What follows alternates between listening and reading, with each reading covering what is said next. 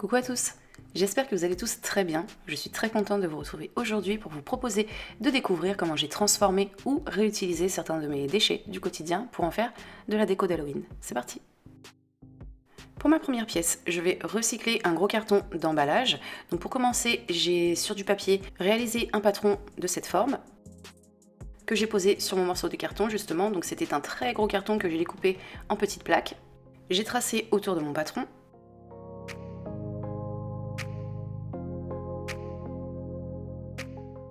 Une fois ça fait, j'ai fait ma découpe avec un cutter très bien aiguisé. C'est toujours important d'avoir un cutter avec une bonne lame, sinon ça abîme le carton. J'ai ensuite répété l'opération 3 fois encore de façon à obtenir 4 plaques identiques. Mes plaques, je les ai collées les unes aux autres. Pour cela, j'ai utilisé de la colle à bois.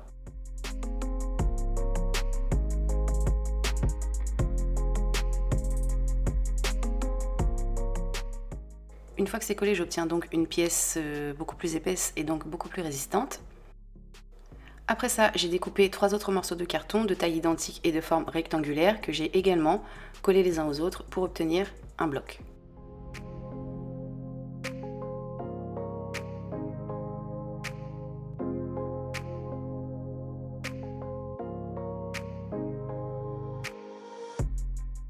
Pour couvrir les bords de mes morceaux de carton, j'ai pris un scotch matière simili-cuir trouvé chez Action que je pose tout autour de ma pièce de façon à avoir une finition plus nette et plus propre. Au niveau des contours, j'ai mis un petit peu de colle forte, donc là j'ai utilisé de la glu pour faire en sorte que mon scotch et mon carton soient bien fixés ensemble afin qu'ils ne se décollent pas lorsque je vais appliquer ma peinture.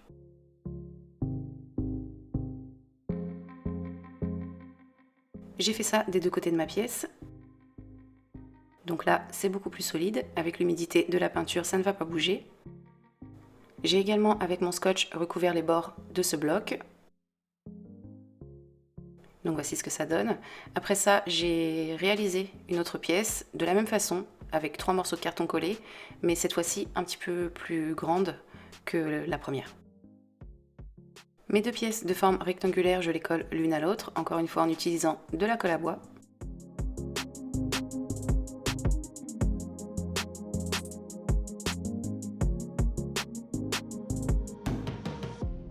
Donc voici comment j'ai collé mes 2 pièces l'une à l'autre. J'ai ensuite récupéré celle-ci, que je colle également, mais cette fois-ci avec une colle forte, pour être sûr que ce soit bien stable.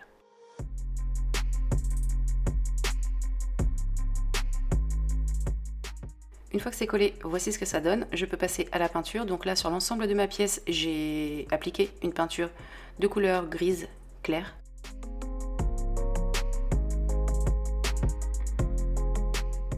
Je laisse le tout sécher correctement. Je vais ensuite appliquer de nouveau une couche, sauf que dans ma peinture, qui est toujours de la même teinte, je vais y ajouter un petit peu de peinture noire que je vais mal mélanger, ce qui va me permettre du coup d'obtenir un effet un petit peu vieilli, un peu sale.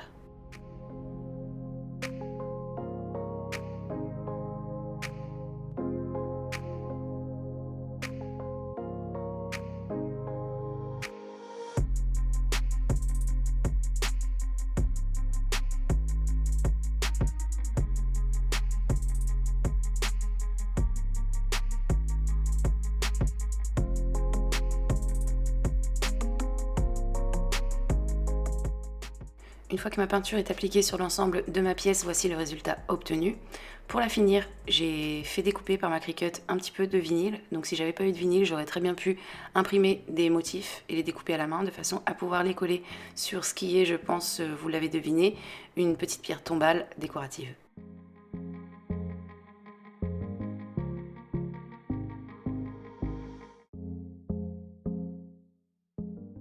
Une fois mes motifs collés, j'ai donc terminé. Voici le résultat.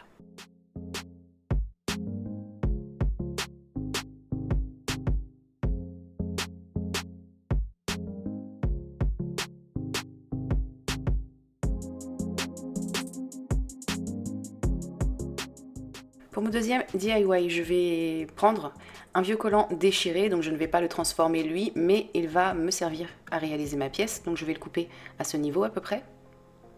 Après ça, je vais prendre un bocal et je vais y placer dessus mon morceau de collant. Donc là, mon bocal va uniquement me servir à maintenir mon collant. Une fois que c'est placé comme ceci, je vais chercher du plâtre que je prépare avec mon eau et que je ne fais pas très liquide. Mon plâtre, pour information, je le prends chez Brico Dépôt pour moins de 6 € les 10 kg. Donc je mélange bien le tout de façon à obtenir une pâte bien lisse que je vais ensuite venir mettre dans mon collant.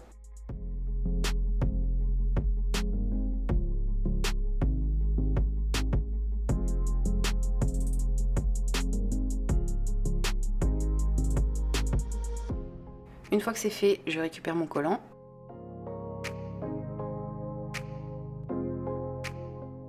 Et je vais presser le tout de façon à ce que ma pâte se retrouve correctement au fond de celui-ci.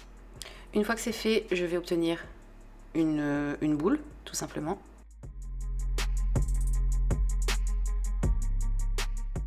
Que je vais venir poser sur 4 morceaux de corde que je pose en étoile.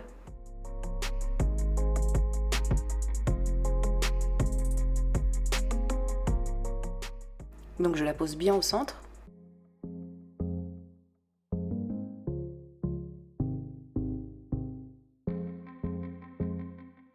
Je coupe l'excédent de mon collant de façon à ce qu'il ne me gêne pas. Et ensuite, je vais nouer mes morceaux de corde ensemble. Je presse un petit peu de façon à déformer mon plâtre. Donc j'y vais pas trop fort. Je répète l'opération avec mes cordes restantes, tout simplement.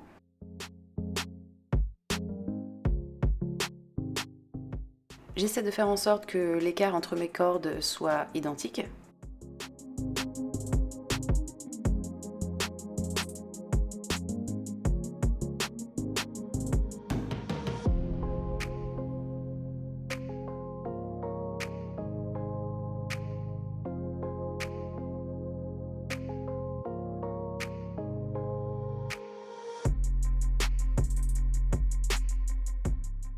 Maintenant que tous mes nœuds sont faits, je vais laisser sécher. Donc là, il est très important de ne pas laisser sécher très longtemps.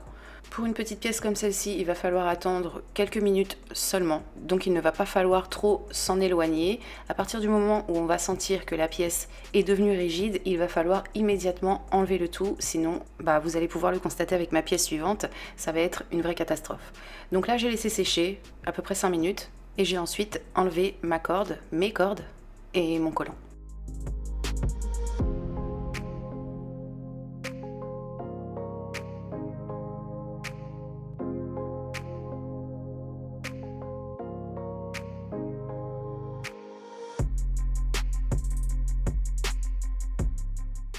Une fois le tout supprimé, j'ai dépoussiéré un petit peu avec un petit pinceau. Voici ce que j'obtiens. Donc là, vous l'aurez deviné, je suis en train de réaliser une citrouille. Je suis ensuite passée à la peinture. Donc pour obtenir un orange bien vif comme celui-ci, étant donné que j'en avais pas, j'ai pris de la peinture jaune à laquelle j'ai ajouté un petit peu de peinture rouge et j'ai obtenu ces résultats. Une fois ma peinture faite, j'ai pris un petit peu de pâte autodurcissante que j'ai travaillée et placée au centre de ma citrouille, donc à ce niveau, et je l'ai travaillée de façon à pouvoir former ma petite tige.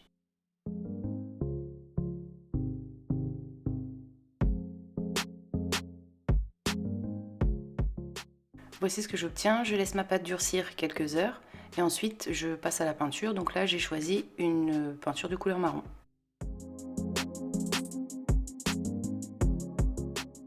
Donc voilà mes deux petites citrouilles une fois qu'elles sont terminées au niveau de la peinture. Après on peut modifier les couleurs avec des petites nuances de peinture que l'on va rajouter par-ci par-là. C'est vraiment en fonction de nos envies.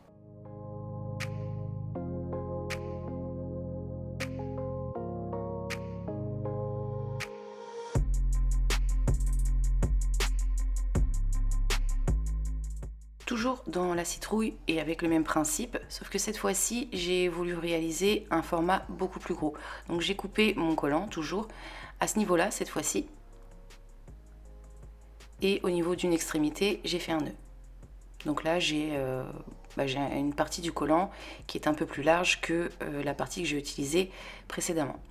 Donc une fois que j'ai fait mon nœud, cette fois-ci, au lieu de prendre un petit bocal, j'ai pris un saladier beaucoup plus grand, puisque je vais mettre beaucoup plus de matière. Mon collant, je l'ai scellé avec du scotch à mon saladier pour éviter que le poids de mon plâtre ne fasse bouger le collant. Donc j'ai préparé mon plâtre, cette fois-ci en plus grosse quantité, donc il y en a vraiment beaucoup plus. Donc j'ai mis tout mon plâtre, comme précédemment, à l'intérieur du collant.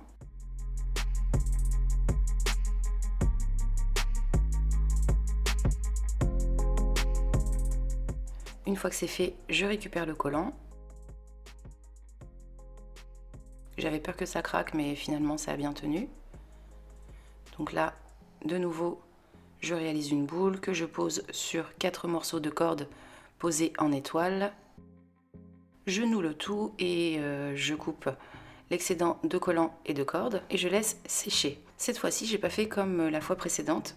J'ai laissé sécher pendant plus de 30 minutes, chose que je n'aurais pas dû faire. J'aurais dû, comme pour mes premières petites citrouilles, démouler une fois que la pâte avait durci. Je pensais pas que le fait de laisser plus longtemps aurait un impact négatif au moment d'enlever la corde et le collant. Ce qui s'est passé, c'est que le collant a figé dans la pâte et ça a été très casse-pied. Enlever le tout, comme vous voyez, il a fallu que je gratte, ça m'a pris près de 30 minutes, chose qui ne serait pas arrivée si j'avais enlevé le collant et la corde dès que ma pâte était dure. J'ai tout de même réussi à en venir à bout, voici le résultat obtenu, donc je la trouve vraiment très sympa et plutôt réussie. Une fois de plus, j'ai pris de la pâte auto-durcissante que j'ai modelée de façon à réaliser ma tige. J'ai fait ma peinture, toujours avec un mélange de peinture jaune et de peinture rouge. Une fois ma peinture terminée, j'ai découpé à la main un petit peu de vinyle que j'ai collé sur ma citrouille. Si j'avais pas eu de vinyle, j'aurais très bien pu faire une peinture ou bien découper du papier noir tout simplement. Après ça, j'ai terminé ma peinture au niveau de ma petite tige. J'ai utilisé de la peinture marron et voici le résultat.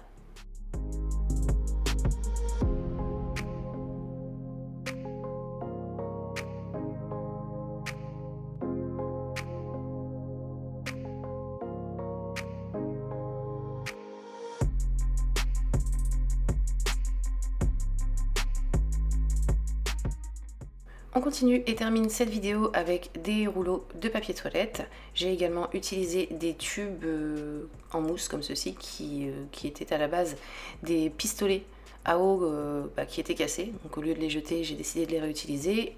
Et si je les avais pas eu, j'aurais pu les remplacer par des rouleaux de papier essuie-tout. Donc ce que j'ai fait, c'est que j'ai pris de la colle chaude et je suis venue en appliquer, comme vous pouvez le voir à l'image, au niveau du haut de mon tube. Et je l'ai appliquée en quantité suffisante de façon à ce qu'elle puisse dégouliner sur les bords.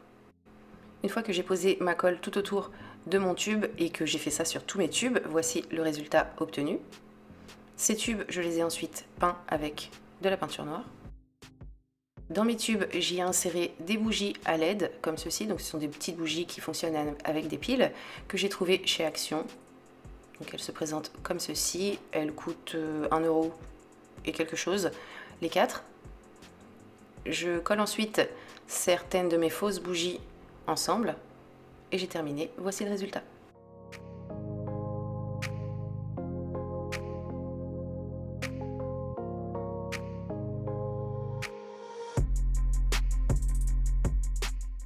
Et donc on va avoir terminé cette vidéo pour aujourd'hui. Comme d'habitude, j'espère qu'elle vous a plu et qu'elle va vous être utile. N'hésitez pas à me laisser votre avis en commentaire, je serai ravie de savoir ce que vous en pensez. Vous pouvez également la liker et la partager si vous le souhaitez. Moi je vous retrouve très bientôt pour vous proposer de nouvelles idées et en attendant, comme d'habitude, je vous fais tout plein de bisous. Bye.